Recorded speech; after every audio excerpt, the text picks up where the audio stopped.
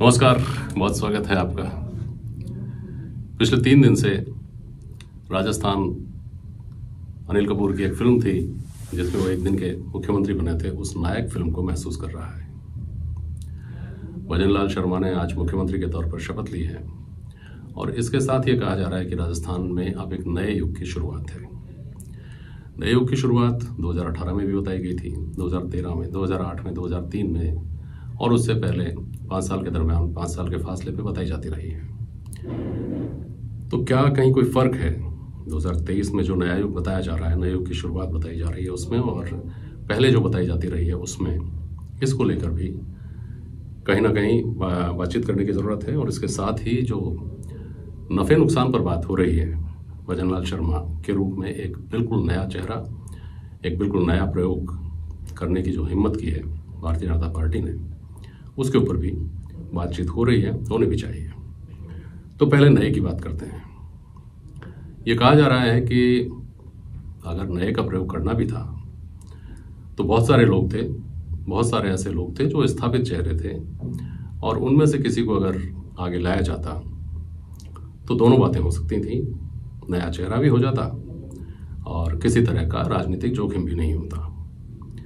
लेकिन हमको ये समझना चाहिए, इसको इस तरह से भी देखना चाहिए कि अगर थोड़ा सा भी किसी चेहरे में पुरानापन है तो फिर वो नया कैसे हो सकता है। पुरानेपन से यहाँ मतलब जो है वो ये है कि किसी भी चेहरे की जिसकी एक बड़ी सार्वजनिक पहचान है, जिसका कामकाज करने का इतिहास जो है वो पब्लिक डोमेन में है, तो उसको लेकर कहीं ना कहीं लोगों के पूर्वाग्रह होंगे और उस चेहरे के खुद के भी पूर्वाग्रह लोगों के साथ कहीं ना कहीं जुड़े हुए होंगे। एक ऐसा चेहरा जिसने अभी तक संगठन के लिए ज़मीनी स्तर पर काम किया है, जो लोगों के बीच में ज़्यादा आया गया ही नहीं है, उसका किसी भी तरह का पूर्वाग्रह नहीं हो सकता। तो ये समझा जा सकता है कि नए को सही मायने में, नए चेहरे को लोगों के बीच में लाने की कोशिश की गई है। तो नयापन का समझ में ये बात आती है। दूसरी बात जो नफा नुकसान की कही जा रही है, तो नुकसान पर बात करते हैं। पहले नफ़े की बात करेंगे। और नफ़े की बात ये समझ में आती है कि एकदम से जो एक मैसेज देना भारतीय जनता पार्टी चाह रही होगी कि कुछ बदल गया है, तो भजनलाल शर्मा को लाने से ये जो बात है कि कुछ बदल गया है, ये ऐसा लगता है जैसे सब कुछ बदल गया है और इससे बेहतरी की उम्मीद लोगों को दिखाई देती है। क्योंकि वैसे तो राजनीति का ये सामान्य चलन है और राजस्थान में तो खास तौर पर ऐसा हो रहा है कि लोग आजमा रहे हैं, एक बार भारतीय जनता पार्टी को, एक बार कांग्रेस को। तो नया होने की, अच्छा होने की जो उम्मीद थी वो तो हर 5 साल में चोट खाती है। लोग अपनी चोट को सहलाते हैं, फिर भूल जाते हैं, फिर 5 साल का इंतजार करते हैं। तो कम से कम आपकी बार ये है कि कुछ नया करके देखते हैं। ये जो लोग चाहते थे वो बात पूरी होती दिखाई दे रही है। दूसरी बात, जो राजनीति और कॉरिडोर जिसको आप कह लीजिए, चाहे वो कांग्रेस की सरकार रही हो, चाहे बीजेपी की सरकार रही हो, कुछ स्थापित चेहरे कांग्रेस में हैं, कुछ स्थापित चेहरे भारतीय जनता पार्टी में हैं, उनको आप मठाधीश कह सकते हैं।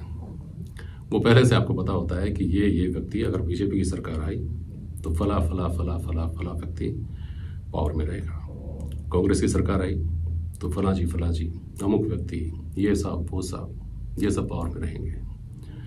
इस बार आपको पता नहीं है, आज की तारीख में आपको कुछ नहीं जानते कि कौन व्यक्ति पावर में रहेगा, कौन व्यक्ति पावर में नहीं रहेगा। तो हमने देखा है कि सरकार जो बदलनी होती है, जब पहले से अंदाजा हो जाता है कि किसी तरह की कोई लहर चल रही है, सरकार बदलने की पूरी संभावना है, तो चुनाव से 6 महीने पहले ये कहा जाता है कि एसएचओ अगर विधायक का फ़ोन उठाना बंद कर दे तो समझ लेना चाहिए कि विधायक जी चुनाव हार रहे हैं। ब्यूरोक्रेट्स को अच्छी तरह पता होता है कि हवा का रुख किधर है, और उसी हिसाब से 6 महीने पहले से, 4 महीने पहले से वो अपनी गोटियां सेट करने लग जाते हैं। इस बार ऐसा संभव नहीं हो पाया क्योंकि किसी को पता ही नहीं था कि कौन मुख्यमंत्री बनने वाला है। मुख्यमंत्री जी को भी पता नहीं था कि मैं मुख्यमंत्री बनने वाला हूँ। तो वो भी नहीं हो रहा कि लोगों का उनके प्रति किसी तरह की कोटियां फिट करने का कोई काम था वो हो पाया, और ना मुख्यमंत्री जी खुद इसके लिए तैयार थे, जो अभी मुख्यमंत्री हैं। तो उनको इस चुनौती को अपने सामने रखकर चलना है सिर्फ कि मुझे डिलीवर करना है। उनके ऊपर एक ही बात का प्रेशर है कि मुझे डिलीवर करना है। तीसरी बात, जो भरोसा पार्टी के कार्यकर्ताओं में जगा है कि मैं भी किसी दिन शीर्ष पर पहुंच सकता हूं, जो भरोसा आम आदमी में जगा है कि यार भारतीय जनता पार्टी ऐसी पार्टी है जिसमें एक आम कार्यकर्ता को उठा करके मुख्यमंत्री बना दिया गया। ये छोटी मोटी बात नहीं है, इसके बहुत बड़े फायदे होंगे। भले आज समझ में ना आ रहे हो, लेकिन तय मानिए कि इसके बहुत बड़े फायदे होंगे, क्योंकि अब से पहले ऐसा होता आया है कि एक बार व्यक्ति कोई मुख्यमंत्री बन गया और 5 साल मुख्यमंत्री रहा तो दूसरी बार सरकार आने पर उसकी एक सहज स्वाभाविक दावेदारी मानी जाती रही है, कोई सा भी दल हो, कोई सा भी राज्य हो। और उस व्यक्ति की स्वाभाविक दावेदारी के खत्म होने में 1 दशक, 2 दशक, 3 दशक लग जाते हैं। तब तक जो सेकंड लाइनर होते हैं, जो थर्ड लाइनर होते हैं, और बहुत सारे लोग ऐसे होते हैं जो बेचारे थर्ड फोर्थ के आगे वो लाइनर होते हैं जिसका कोई नाम नहीं है, उन लोगों को तो ये उम्मीद भी नहीं होती कि उनको, उनके चेहरे को कभी रिकॉग्नाइज किया जाएगा, उनके चेहरे पर भी विचार किया जाएगा। उनके सपनों की जो साइज होती है उसको पहले से सीमित करके रखते हैं कि मैं आज मंडल प्रधान हूँ या जिलाध्यक्ष हूँ तो मैं अधिकतम ये पा जाऊँगा, मैं विधायक बन जाऊँ, मंत्री बन जाऊँ। मुख्यमंत्री की तो कोई सोच भी नहीं पाता। तो वो एक जो कैप थी वो हटा दी गई है। आसमान को थोड़ा, राजनीतिक आसमान को, महत्वाकांक्षाओं के आसमान को थोड़ा और ऊंचा, थोड़ा क्या, आप तो यूँ समझ लीजिए कि अब उसको ऊंचा कर दिया गया, उसके ऊपर से कैप हटा ली गई है। तो कोई भी व्यक्ति ये सपना देख सकता है, सपनों के ऊपर अभी बाध्यता नहीं है। तो ये भी अपने आप में एक बड़ा फायदा इसका दिखाई देता है। अब इसके नुकसान पर अगर हम बात करते हैं, अब उस नुकसान को आप यूँ कह लीजिए कि इससे जुड़ी आशंकाओं पर अगर हम बात करते हैं, तो वो आशंकाएं सिर्फ और सिर्फ एक ही तरीके से कही जाती हैं, एक ही तरीके से सोची जा रही हैं कि साहब एक नए व्यक्ति को, एक अनुभवहीन व्यक्ति को मुख्यमंत्री बना दिया गया है।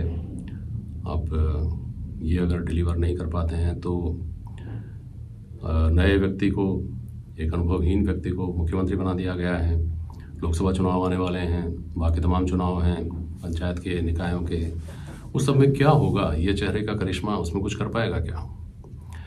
तो जो पिछले 10 साल का जो राजनीतिक इतिहास कभी जब देखा जाएगा तो शायद ये याद किया जाए इस तरीके से कि नरेंद्र मोदी और अमित शाह ने चुनाव लड़ने को और गवर्नेंस को अलग अलग करके चलने की कोशिश की है। ये चुनाव भारतीय जनता पार्टी जिन 3 हिंदी पट्टी के राज्यों में जीती है, उन तीनों में तो कांग्रेस की सरकार थी। भारतीय जनता पार्टी के पास कुछ दिखाने को था ही नहीं, ना ही उन्होंने किसी चेहरे का इस्तेमाल किया, किसी और चेहरे के ऊपर उन्होंने दांव खेला। नरेंद्र मोदी ने अपना चेहरा दांव पे लगाया और जीतने के बाद जो यूँ समझिए कि जीत जो थी वो अपनी पार्टी के ऐसे लोगों के, ऐसे नए चेहरों के, ऐसे अनाम चेहरों के नाम कर दी जिन पर उनको ये भरोसा रहा होगा कि ये लोग डिलीवर करेंगे और इस जीत का जनता को जो रिटर्न देना है वो 100% दिया जाए, इस बात को सुनिश्चित करेंगे। तो गवर्नेंस और इलेक्शनरिंग को अलग अलग करके चलने का भारतीय जनता पार्टी का प्रयोग दिखाई देता है। मुझे लगता है कि भजनलाल शर्मा से आज जब हम बात कर रहे हैं उनके शपथ ग्रहण समारोह के दिन 15 दिसंबर को भारतीय जनता पार्टी की केंद्रीय इकाई का या पार्टी सुप्रीमो का ये उम्मीद उनकी नहीं है, ये अपेक्षा उनकी नहीं है कि आप 2023 का, 2024 का लोकसभा चुनाव हमको जितवा देंगे कि नहीं जितवा देंगे। उनकी निश्चित रूप से ये अपेक्षा है कि हमने गवर्नेंस के मोर्चे पर जो वादे लोगों से किए हैं, आप उसको बेहतर तरीके से दे पाएंगे कि नहीं दे पाएंगे। अगर आप गवर्नेंस के मोर्चे पर डिलीवर करते हैं तो इलेक्शन तो वैसे भी जीतना सहज हो जाता है, जिसके उदाहरण हमने कई बार देखे हैं। तो कुल मिलाकर यह है कि जो नफा नुकसान की बात है उसमें नुकसान को लेकर मुझे आशंकाएं कम नजर आती हैं और यह दिखाई देता है कि यह भी एक नई तरह का प्रयोग है जहां इलेक्शनरिंग की और गवर्नेंस की जिम्मेदारी बांट दी गई है और जहां केंद्रीय इकाई ने इलेक्शनरिंग की जिम्मेदारी खुद अपने कंधों पर लेना मंजूर किया है। अब बात जो कैबिनेट बनने वाली है नई, उसकी बात करते हैं, मंत्रिमंडल विस्तार की बात करते हैं। देखिए, जो राजनीति का चलन चला आया है पिछले 70-75 सालों में, जो स्थापित हो गया हमारे देश में, जहां चेहरों का चयन या यूं कहिए मनोनयन की जब बात आती है तो ये कहा जाता है कि जातिगत संतुलन के बिना कुछ नहीं हो सकता, क्षेत्रीय संतुलन तो बिठाना ही पड़ेगा। ये दो पैमाने कम से कम सबसे पहले सामने रखे जाते हैं जब भी चेहरों के मनोनयन की बात आती है, वो कैबिनेट की हो, वो मुख्यमंत्रियों की हो, वो किसी भी स्तर पर कोई भी बात हो, भले राष्ट्रपति का चयन हो, भले उपराष्ट्रपति का चयन हो, राज्यपाल बनाने हो, इन सब में सबसे पहले ये देखा जाए, इवन डीजीपी और सीएस की भी जब बात आती है तब भी ये देखा जाता है कि किस जाति के हैं। शुक्र है भगवान का कि अभी तक जुडिशरी बची हुई है, बाकी सब जगह इसी पैमाने से, इसी चश्मे से देखा जाता है। तो इस मामले में भारतीय जनता पार्टी एक संतुलन बिठाती हुई सी पार्टी नजर आती है, जो इस बात का भी ध्यान रखती है कि आदिवासी बहुल छत्तीसगढ़ में एसटी का मुख्यमंत्री बनाया जाए, जो इस बात का ख्याल रखती है कि उत्तर प्रदेश के चुनाव, बिहार के चुनाव और हरियाणा और राजस्थान का भी एक हिस्सा, उसमें यादव बाहुल्य है, यादवों का भारतीय जनता पार्टी के पता नहीं क्यों एक आग्रह बना हुआ है। तो मोहन यादव के तौर पर छत्तीसगढ़ में एक नया प्रयोग करती है शिवराज सिंह की कोस्ट पर। तो लगता है कि कहीं ना कहीं वो इस बात को समझती है कि जातिगत संतुलन बनाना पड़ेगा, लेकिन ये साहस और इस तरह के फैसले भी सिर्फ बीजेपी में ही हो सकते हैं, जहां 2014 में जब नरेंद्र मोदी प्रधानमंत्री बनकर आए तो ये सवाल था कि पार्टी का राष्ट्रीय अध्यक्ष अब कौन होगा, और पार्टी के राष्ट्रीय अध्यक्ष बने अमित शाह। लोग अमित शाह का नाम उससे पहले जब चर्चा हो रही थी तो इसलिए रूल आउट कर रहे थे कि राष्ट्रीय अध्यक्ष और प्रधानमंत्री एक ही राज्य से थोड़ी हो सकते हैं, हुए और सबसे कामयाब जोड़ी के तौर पर इतिहास में याद किए जाएंगे, ऐसा लगता है। तो जब वो हो सकता है, और उसके बाद में बहुत सारे फैसले ऐसे हुए हैं जिनको सिलसिलेवार आप याद कर सकते हैं, जब वो सब हो सकता है तो ये कहना कि साहब हर जिले से एक व्यक्ति को, कोई भी मिट्टी का माधो है लेकिन एक व्यक्ति को तो बनाना ही बनाना है, ऐसा नहीं है। और क्षेत्रीय संतुलन के साथ साथ फिर आपको जातिगत संतुलन भी बिठाना है।